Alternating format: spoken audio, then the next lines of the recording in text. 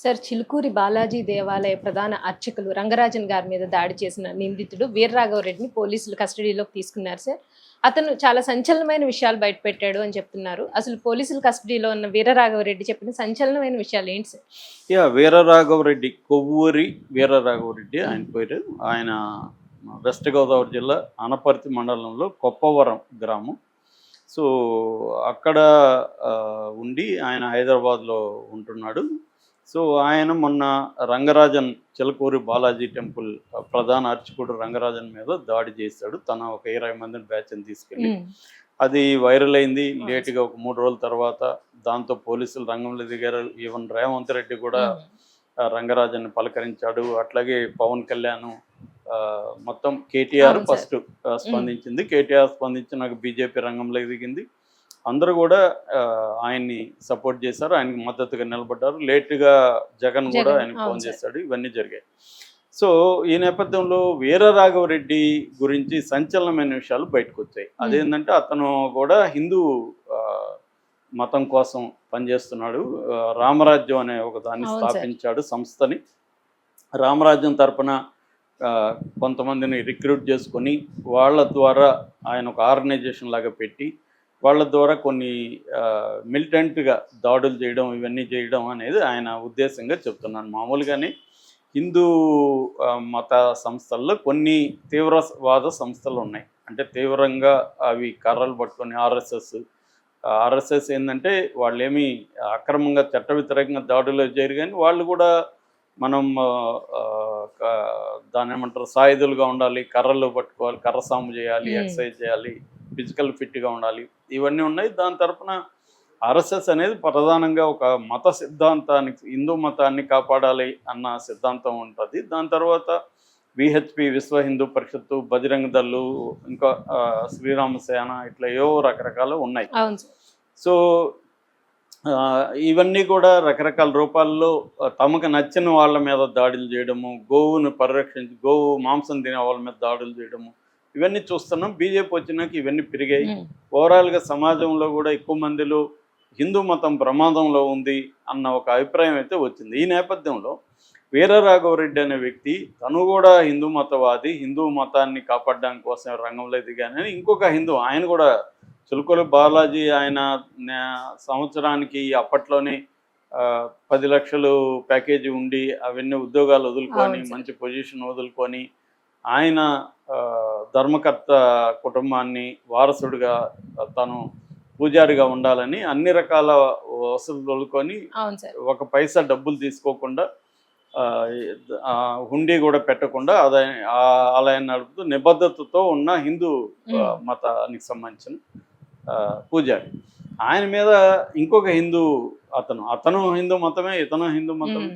ఇదేంది అనేది అందరికీ కన్ఫ్యూజ్ కూడా అయ్యారు. దాని తర్వాత ఇతనికి ఏమన్నా మెంటల్ డిస్టర్బ్ అయ్యాడా ఏంటనేది చూశారు. అతనేమో చాలా తెలివిగా మాట్లాడుతున్నాడు, శ్లోకాలు చెప్తున్నాడు, భగవద్గీతను కోట్ చేస్తున్నాడు, బ్రహ్మాండంగా ఉపన్యాసం ఇస్తున్నాడు. దాని తర్వాత అతని వీడియోలు కూడా లీక్ అయినాయి, ఆడియో లీక్ అయింది. ఒక సిఐతో అతని సంభాషణ లీక్ అయింది. ఆ సంభాషణలో సిఐ మీద మేము డిప్యూటీ కలెక్టర్ని అరెస్ట్ చేసాం, నువ్వు వచ్చి తీసుకెళ్ళి అంటున్నాడు సిఐని. సిఐ ఫస్ట్ మర్యాదగా మాట్లాడాడు, తర్వాత వీడు ఏం మాట్లాడుతున్నాడు అని కాలింది సిఐకి. ఇవన్నీ వచ్చాయి బయట. అయితే ఇప్పుడు ఆ తర్వాత అతన్ని ఇంకా లోతుగా విచారించాలి.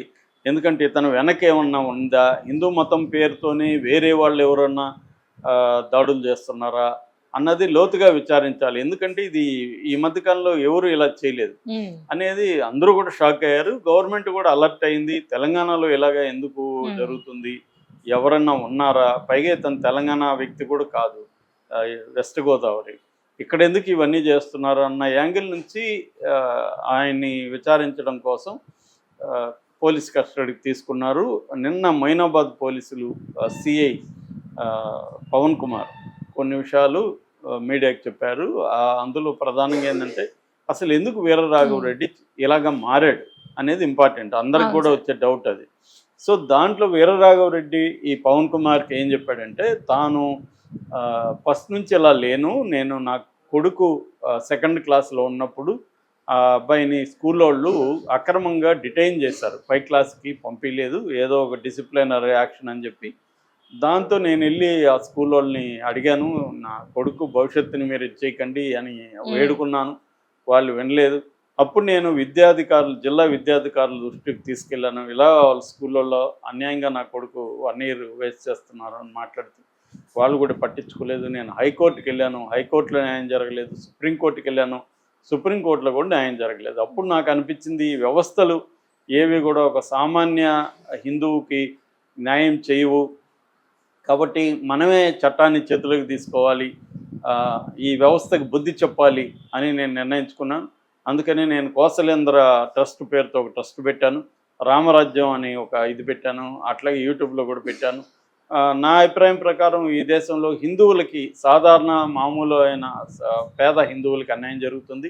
ఈ దేశంలో బీజేపీ దగ్గర నుంచి ఎవరు కూడా న్యాయం చేయట్లేదు. కోర్టులన్నీ కూడా డబ్బున్నోళ్ళు పర్వతున్నోళ్ళ వైపే ఉంటున్నాయి. అందుకని నేను ఇలా మారి నేను ఆర్గనైజేషన్ స్టార్ట్ చేసి మెల్లమెల్లగా రిక్రూట్మెంట్ కూడా స్టార్ట్ చేశాను. దీనికి సంబంధించి ఫండ్ కలెక్షను, ముఖ్యంగా పూజారులందరినీ పోయి కలిశాను. ఎందుకంటే వాళ్ళ చేతిలో చాలా విషయాలు ఉంటాయి కాబట్టి వాళ్ళని హెల్ప్ చేయమని అడిగాను. అందరూ కూడా హెల్ప్ చేస్తా ఉన్నారు. ఈయన ఒక్కడే హెల్ప్ చేయను అన్నాడు. దాంతో నాకు కోపం వచ్చింది. రెండోది, నా వాళ్ళ దగ్గర నేను ఇప్పుడు సైలెంట్గా ఉంటే వాళ్ళ మోరల్ దెబ్బతింటుంది కదా. అందుకని నేను గట్టిగా ఆయన్ని దండించాను.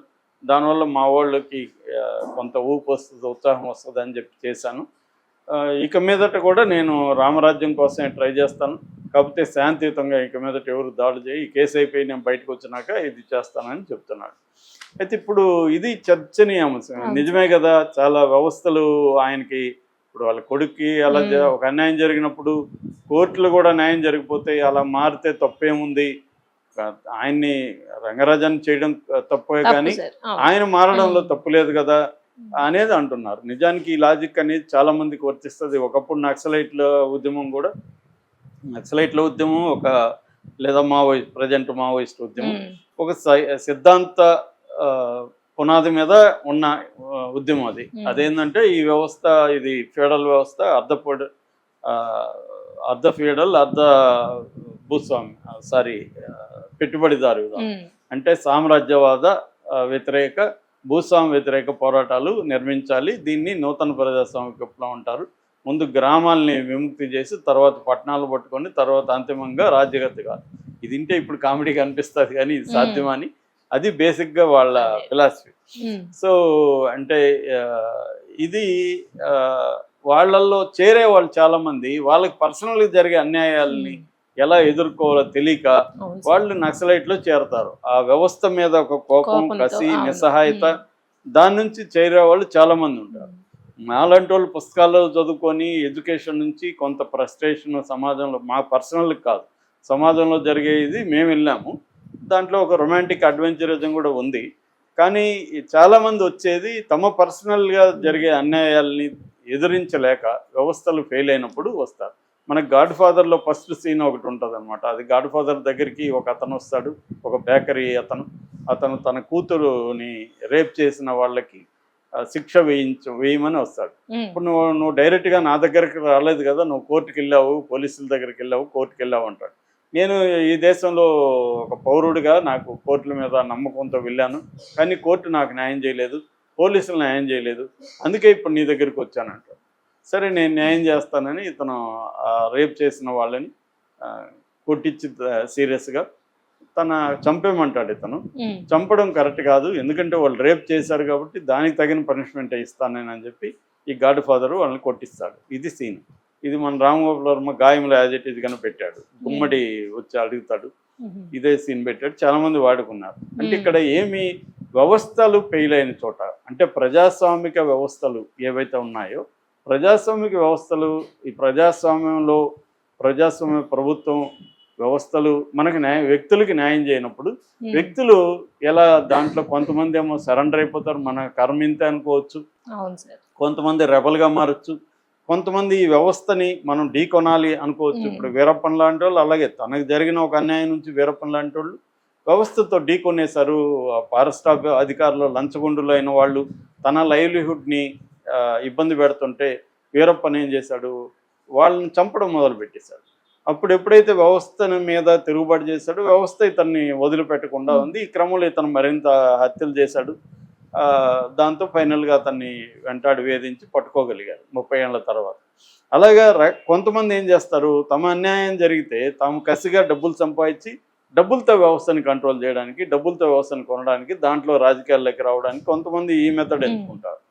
సో ఇప్పుడు ఈయన ఎంచుకున్న మెథడ్ ఏంటి, ఈయన హిందూ విధాన్ని ఎంచుకొని దాంట్లో ఒక మిలిటెంట్గా ఆయుధాలు పట్టుకొని ఒక సైన్యాన్ని తయారు చేసి అన్యాయాలకు వ్యతిరేకంగా తాను ఆల్టర్నేటివ్ ఒక ప్యారలల్ వ్యవస్థ అంటారు, ఒక ప్రత్యామ్నాయ శక్తిగా ఎదగాలనేది ఈయన ట్రై చేశాడు. ఈ క్రమంలో ఈయన త్వరగానే దొరికిపోయాడు. మరి ఇప్పుడు ఏమన్నా ఇవన్నీ కూడా తట్టుకొని మళ్ళీ వచ్చి ఇప్పుడు ఈయనకు ఒక ఎక్స్పీరియన్స్ వచ్చింది. ఇప్పటివరకు ఈయన తన బిడ్డ విషయంలోనూ చూశాడు, ఇప్పుడు తన విషయంలో జైలు ఎలా వ్యవహరిస్తుంది, కోర్టు ఎలా వ్యవహరిస్తుంది మళ్ళీ చూస్తాడు. ఇతను మళ్ళీ వ్యవస్థకు వ్యతిరేకమైన అభిప్రాయాలు వస్తాయి ఈయనకి. ఎందుకంటే జైల్లో అయినా ఎక్కడైనా డబ్బులు ఉంటేనే పనులు అవుతాయి, ఈయన అనుకున్నట్టు అవో. అది ఆయనకు కూడా తెలుసు, కానీ తెలియడం వేరు, అనుభవించడం వేరు. నీకు జైలు ఎంత ఘోరంగా ఉంటుందో తెలిసినా అక్కడ పోయి అనుభవించాలి కదా. అక్కడ వెస్ట్రన్ కమోడ్ ఉండదు, మనం వెస్ట్రన్ కమోడ్కి అలవాటు అయింటాం, అక్కడ మోకాళ్ళ నొప్పులు వస్తాయి, మోకాళ్ళు ఇరిగిపోయిన కేసులు కూడా ఉన్నాయి ముసలోళ్ళకి. వాళ్ళు చిన్న స్టూలు ఇవ్వమంటే కూడా ఇవ్వరు. అలాగే దారుణంగా ఉంటుంది. అట్లాగే ఒక్కోసారి టాయిలెట్లు గడిగిస్తారు మన దగ్గర వాళ్ళు డబ్బులు ఇకపోతే. తర్వాత ఎక్కువ మంది ఖైదీల్లో వేస్తారు. ఆ ఖైదీలు ఏం రాదు చూస్తున్నాం అని కొడతారు ఊరికని, లేకపోతే వాళ్ళు సౌండ్లు చేస్తుంటారు, రాత్రుల్లో నిద్ర రాదు. ఇలా రకరకాల ఊహించలేని, అంటే బయట నుంచి నువ్వు ఊహించలేవు, అది అనుభవిస్తుంది తప్ప. అలాంటివంతా రేపు ఈయన కూడా ఫేస్ చేస్తాడు. సో మరి ఇవన్నీ అయినాక ఈయన ఇంకా ఎక్కువగా రాడికల్గా మారుతాడా హిందూ మతంలోనే, లేకపోతే కొంత అర్థమయ్యి మనం ఈ మెథడ్లో ఈ రూట్లో వెళ్ళకూడదు, లక్ష్యం మంచిదే కానీ మార్గం మంచిది కాదు అని వెళ్తాడా, లేకపోతే ఇదంతా ఎందుకు వీళ్ళ గ్రూపుల్లోనే చేరిపోతామని ఆర్ఎస్ఎస్లోనో బజరంగ దళలోనే చేరిపోతాడా అనేది చూడాలి మనం. ఏదేమైనా ఈయన ఇది తెలిసినాక ఒక సాఫ్ట్ కార్నర్ జనాల్లో వీరరాఘవరెడ్డి వచ్చింది. పాపం ఆయనకు ఒక అన్యాయం జరిగితే వ్యవస్థలు పట్టించుకోలేదు, న్యాయం చేయలేదు కాబట్టి ఇలాగ మారాడు అన్న ఒక యాంగిల్ అయితే కొత్తగా వచ్చినట్టుగా మనకు అర్థం.